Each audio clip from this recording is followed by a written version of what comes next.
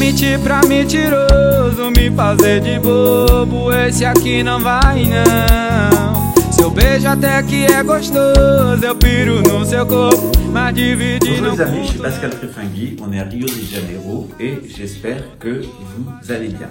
Les personnes qui suivent ce canal savent que nous révélons quelquefois des choses qui sont tout à fait étonnantes. Aujourd'hui, nous allons parler d'une cité perdue au cœur du Brésil, au cœur de l'Amazonie. Et cette cité s'appelle Ratanaba.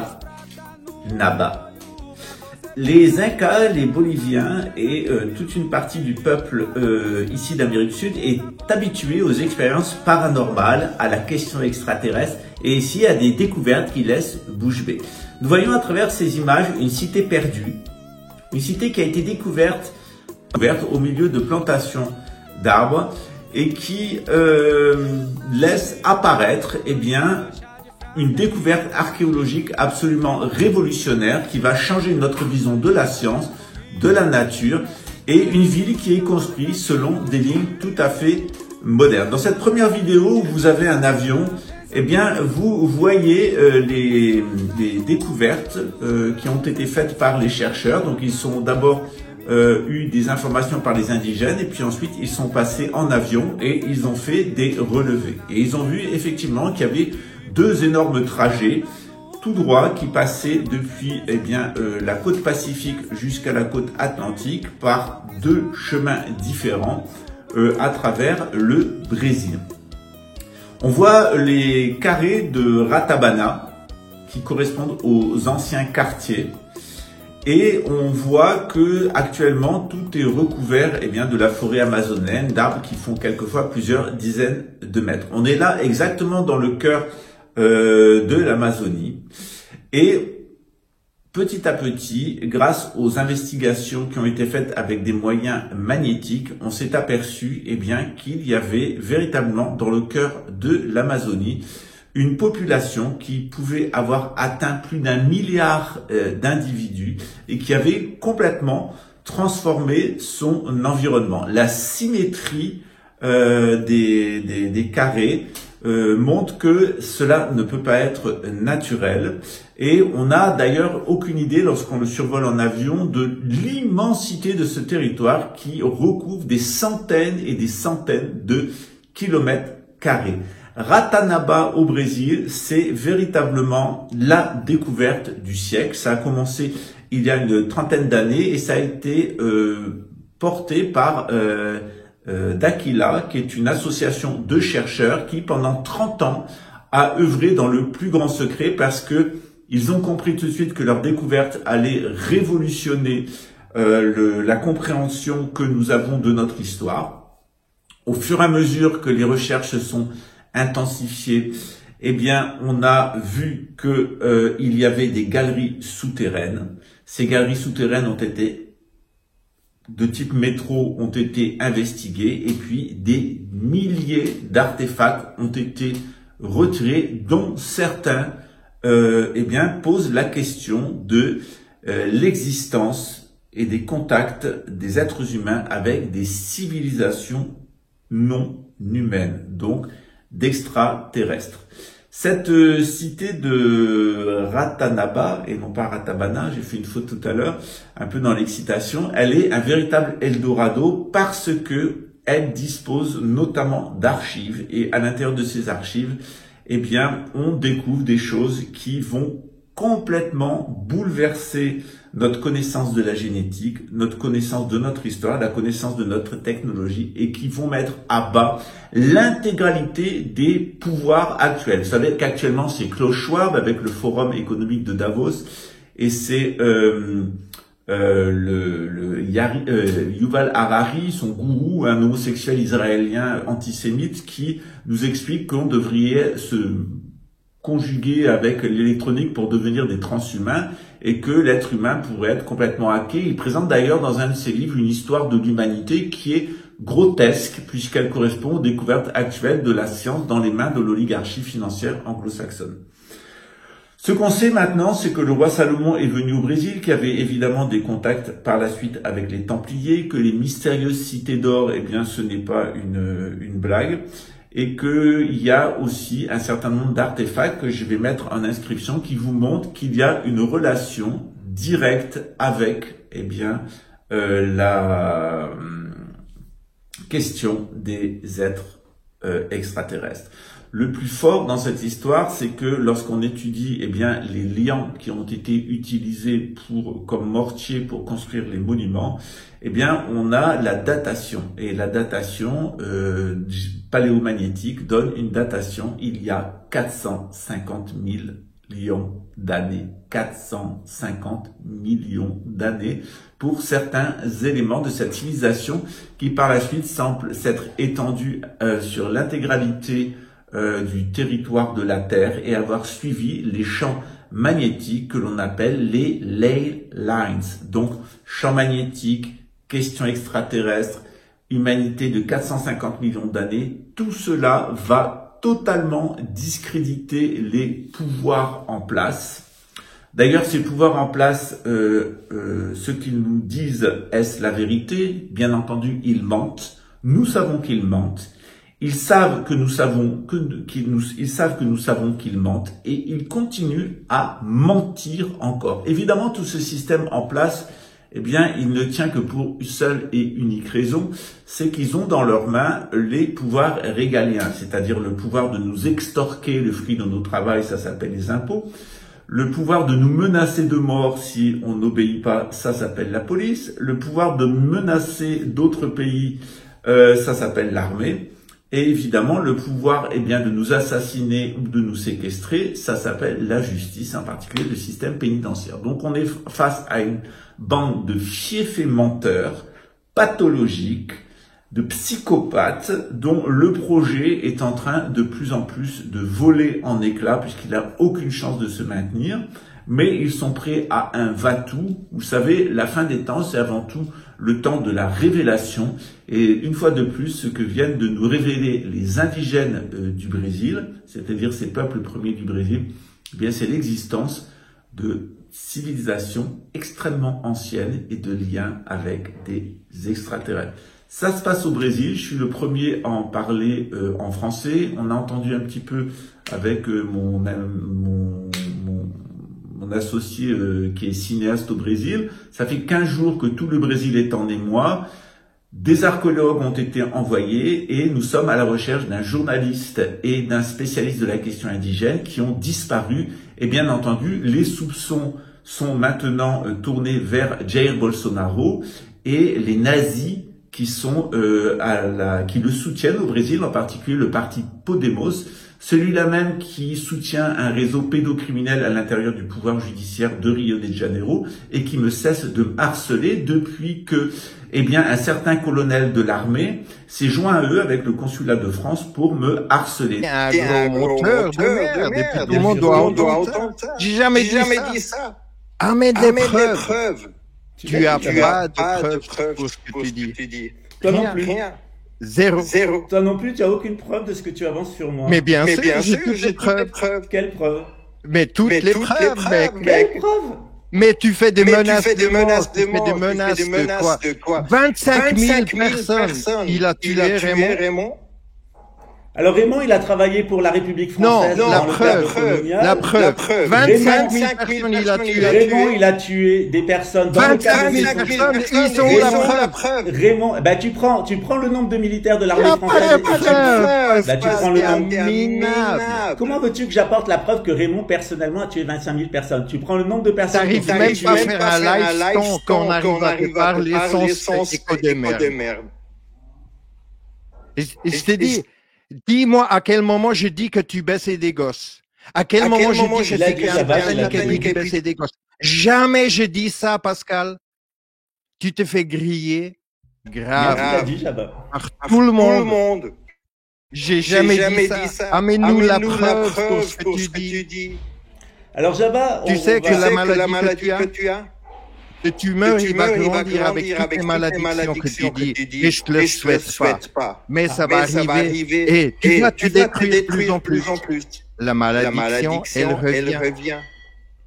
Alors, de mon côté, il n'y a pas de malédiction, Jabba. Je prends juste la parole pour qu'il n'y ait pas d'écho et après, je te laisse parler. La vidéo, je l'ai. Bon, il est parti. Donc, la vidéo, je l'ai et il l'a bien dit. Je pense que c'est la seule chose qui l'inquiète. D'autre part, c'est très simple. Vous regardez le nombre de personnes qui ont été tuées depuis le moment où Raymond est entré en fonction dans l'armée française. Et vous regardez le nombre de personnes qui ont été tuées sur les champs d'opération de l'armée française, de l'OTAN et de l'ONU. Vous le divisez par le nombre de personnes, de soldats qui sont au service de l'OTAN, de l'ONU, etc. Et vous tombez grosso modo sur ce chiffre-là. C'est pas moi qui ai inventé ce chiffre-là, c'est que vous regardez par exemple les théâtres d'opération de l'armée française, le nombre de personnes que l'armée française dont l'armée française a provoqué la mort directement, indirectement, vous le divisez par le nombre de soldats français, vous tombez à peu près sur ce genre de chiffre. Il faut savoir que par exemple en Algérie, on a 1,5 million d'Algériens qui ont été tués par l'armée française. Voilà, donc vous prenez 1,5 million d'Algériens, vous le divisez par le nombre de soldats français qui étaient de carrière qui étaient présents en Algérie, on laisse de côté les personnes du contingent et vous tombez sur ce genre de chiffres. C'est pareil au niveau du Congo, c'est pareil au niveau du Rwanda, on sait le rôle de l'OTAN et on sait le rôle de l'ONU dans l'affaire du Rwanda. L'armée française tue, elle tue en situation coloniale, elle tue en Afrique, elle tue en Afghanistan, elle tue en Irak, elle tue en Libye, elle tue dans ses anciennes colonies par la répression qui est exercée contre les indépendantistes de Nouvelle-Calédonie, contre les indépendantistes de Tahiti, contre les indépendantistes de Guyane, contre les indépendantistes de la Martinique et de la Guadeloupe. Et moi, je trouve tout à fait caractéristique que Jabba, depuis la Suisse, vienne à la défense de quelqu'un qui a travaillé pour la République française dans l'armée, quelqu'un qui a travaillé dans l'armée pour l'ONU et quelqu'un qui a travaillé dans l'armée pour l'OTAN. Et moi, je pense que quand on est un soldat de l'armée française, quand on travaille pour l'OTAN et qu'on travaille pour l'ONU, on est un criminel et on est un assassin. Qui fait partie d'une organisation criminelle et en tant que tel, il est un criminel et il est même un assassin, comme on a pu le documenter ici. Donc, à un moment, il faut aussi assumer les conséquences de ces actes. Je t'écoute, Jabba, c'est à toi de parler. Pour qu'il n'y ait pas de retour et que le live soit nickel, je coupe mon micro. Mais de toute façon, il y a du delay sur ton live de merde. Quoi que ce soit qu'on dit, il y a du delay pour les auditeurs. Mais toi, il faut que tu commences à mesurer ton live pour faire quoi que ce soit. Maintenant, toi, tu me dis que moi, je suis un néo-nazi. Je suis un nationaliste. Mais à quel moment? À quel moment j'ai dit que j'étais un nationaliste, que j'étais un Suisse, que j'ai tenu à la Suisse? Toi, tu me dis que je n'ai jamais exposé la Suisse, alors je te montrais que j'ai exposé la Suisse en 2013, mec. Tu étais en prison. Qu'est-ce que tu racontes aux gens? Qu'est-ce que tu racontes? Alors, encore un mensonge. Il y a des gens qui disent que je serai en prison. J'ai jamais été en prison. À Luxembourg, il y a des maisons d'arrêt et il y a des prisons. Et la maison d'arrêt, c'est pas la prison. La maison d'arrêt, il y a même des gens qui en sortent toute la journée, qui reviennent le soir pour dormir. Et il y a même des gens qui ont des bracelets. Donc c'est pas parce qu'on est en maison d'arrêt qu'on est en prison. Quand on est en prison, c'est qu'on a été condamné et j'ai jamais été condamné. Encore un mensonge. Que toi, tu es derrière des barrières. Que moi, j'ai raconté qu'est-ce que c'était la Suisse. Et toi, tu m'accuses que moi, j'ai jamais exposé la Suisse, mais t'es un connard. T'es un pur connard. T'es un menteur pur merde parce que t'as jamais regardé mes vidéos. T'as jamais regardé mes vidéos? Non! T'as jamais Et en plus de ça, tu me dis que moi, j'ai des sources derrière qui me donnent des informations. La source que toi, t'as exposée? Mais t'es un con, mec! Mais t'as jamais vérifié. Mais t'as jamais même pas vérifié ce que la nana, elle dit sur sa chaîne. Je la connais même pas. Jamais j'ai regardé ce qu'elle me disait. Elle m'envoyait un mail avec quelques informations. Et toi, tu me dis que moi, c'est ma source. Mais t'es un malade mental. Réveille-toi. Plus que de mensonges que tu racontes. Donc, on fait une pause. Donc, Jabba confesse qu'il a bien reçu de Anne de Nantes un mail avec des indications et des sources. Anne de Nantes m'a dit tel et tel et tel et tel élément, c'est Jabba qui me l'a donné, donc c'est la source de Jabba. Donc vous voyez à quel point il manipule les faits. Bon, c'est pas grave. Il n'y a pas moyen. Il n'y a pas moyen que tu arrêtes cette malédiction. Et les gens qui disent que moi je suis fou furieux, je donne juste le mal. Et les centaines de personnes qui peuvent encore écouter ces conneries de Pascal. Mais réveillez-vous, les mecs. Vous êtes pareils. Vous êtes tellement psychopathe dans votre tête que vous comprenez même pas que ce mec-là, il vous raconte des bobards. Ferme ta gueule parce que tu es un minable. Non, tu dois plus rien dire. Tu dois plus rien dire à présent. Concentre-toi sur justement ta malédiction, juste ton mal, ton opération. Et tu dois fermer ta gueule à présent. Et toutes les gens qui écoutent ce live-là, ils devraient lui souhaiter tout ça. Dites-lui de arrêter cette merde. Parce que vous portez tous le mal que lui, il est en train de faire. Voilà, donc vous êtes en Hitler, donc Hitler qui est en train de vous dire qu'il y a lui qui a le droit de parler, que je dois fermer ma gueule. Donc moi, je lui ai jamais demandé de la fermer, au contraire, je suis pour la liberté d'expression. Mais lui, il décide qui doit parler et qui doit ne pas parler. On a vraiment le chleu, en fait, le Bosch dans son délire éructatoire, où il est le seul à pouvoir tenir le crachoir. On est vraiment dans du pathétique et du psychiatrique, comme je vous l'ai démontré. Ferme ta gueule. Pour une fois dans ta vie, écoute la vie qui te parle, parce que tu es mort. À l'intérieur, ton âme, il est mort. Tu l'as abandonné, la vie. La vie, la vie, la vie, la vie. Tu l'as dit, tu n'aimes pas la vie. Alors, qu'est-ce que tu es en train de raconter aux gens? Tu n'aimes pas la vie? Non, mais va faire ton opération. Va réfléchir une fois pour de bon. Ferme ta gueule sur ta propre chaîne, parce qu'on va te la fermer tous, tes chaînes. Et non, je t'ai jamais menacé de te détruire. Tu te détruis tout seul, Pascal. J'ai jamais menacé de te détruire, Pascal. Arrête de mentir à tout le monde. Et aujourd'hui, pour une fois, je vais te dire tout. Et tu vas pouvoir écouter. Tu vas pouvoir écouter parce que tu es un gros minable, manipulateur. Et je te donne tout ta merde, ce que tu es en train de faire avec tout le monde, les centaines de personnes qui sont en train d'écouter ici. Écoutez le psychopathe ici. Ça, c'est du mal. Ça, c'est les gens qui sont en train de faire du mal. Oui, il aimerait bien le donner à moi. Mais tout ce qu'il est en train de faire depuis des mois, ce qu'il est en train de dire sur sa vidéo, il est en train de parler de lui-même. De lui-même. Et de vous qui êtes en train incapable de pouvoir vous-même de mettre en question à quel point que vous êtes tordu, que vous n'arrivez même pas à comprendre que vous êtes en train de suivre un psychopathe total. Continue de faire ta merde. Mais la merde, elle va revenir. Et ton tumeur, elle est en train de grandir. Pose-toi la question pourquoi. Si, il est en train de grandir et tu peux en train de le couper, tu peux l'enlever autant que tu veux. Il va revenir parce que la merde qui fait ta tumeur, c'est toi-même, c'est tes pensées, c'est ton cœur pourri, c'est ta manipulation ce que tu fais avec les gens. C'est justement ta malédiction ce que tu es en train de porter, ce que tu es en train de propager à tout le monde et je le souhaite à personne. Mais toi, tu es en train de souffrir à tel point, et les gens autour de toi, ils ne voient même pas à quel point que tu es en train de souffrir. Mais toi, tu vas morfler. Tu vas morfler de tout ta mal que tu es en train de faire. Suivez ce psychopathe, suivez ce narcissique pervers qui est en train de déformer tout, qui n'a pas une preuve, pas une seule preuve que tout ce qu'il est en train d'avancer depuis une année, pas une preuve. Pas une preuve, Pascal. Va te faire foutre.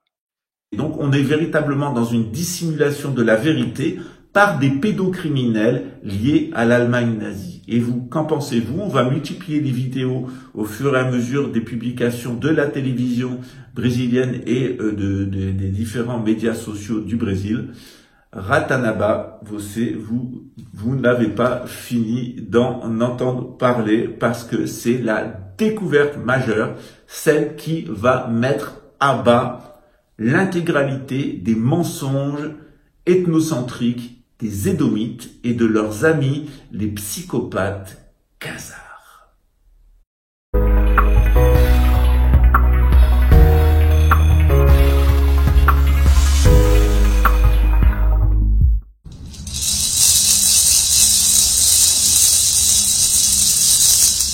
Rayokuan Taputato Meto, Chohan, Jocana Kakosu, Kitoki. Bom dia a todos, bom dia às mulheres, bom dia aos homens e bom dia às crianças. Meu nome é Tawari Titiá, sou do povo Pataxó-Anhãe, da etnia Bainã, localizado no sul da Bahia, município de Pau-Brasil. Estou aqui no estado do Rio de Janeiro, plantando a sementinha chamada amor. Essa é a palavra que nos define e é a palavra que a gente temos que colocar no coração de toda a humanidade e levar a cura espiritual ao ele.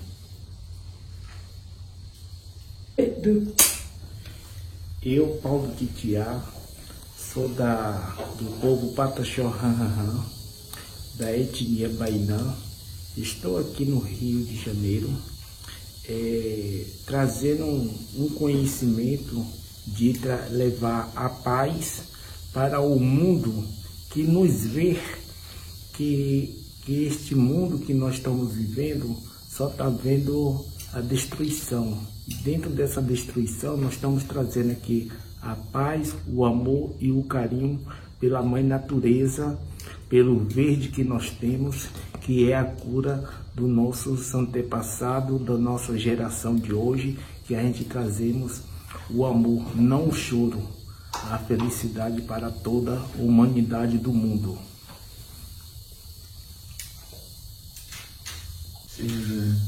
Oi, Santi. Olá, meu nome é Cauã, filho da Xuxena.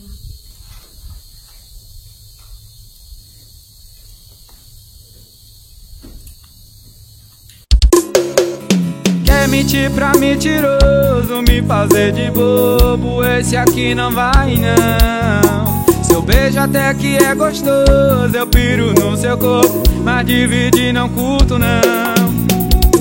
Eu nasci, ontem foi, faz meu chá de fralda aí. Chego no banco da frente, beijinho no rosto pra se despedir. Tá de brincadeira comigo, esse carro nunca foi de aplicativo. Mas você pensa que me engana, pensa que me ilude.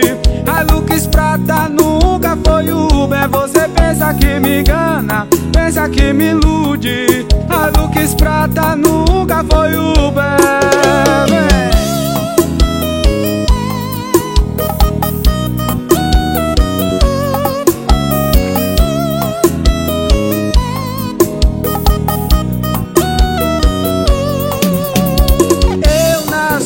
Ontem foi, faz meu chá de fralda aí.